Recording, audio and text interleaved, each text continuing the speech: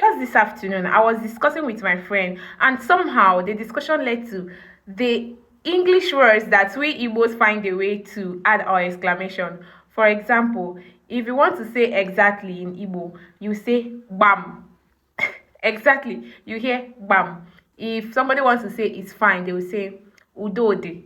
Udode. If somebody wants to say there is problem, say osubrila, or you hear osubrigo. They will say, can you imagine as enokwa?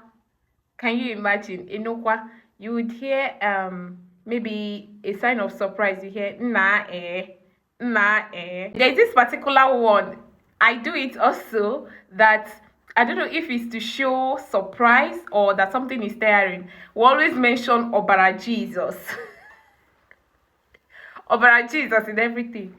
Obara Jesus. There's this other one. If they want to say, oh my God, they will say Makachi. Makachi. Another one is when they want to say like Gen Z words like clock it, they will say Ijia. Ijia.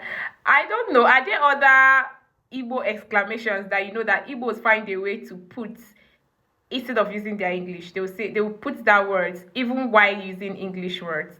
Let's hear it in the comment section.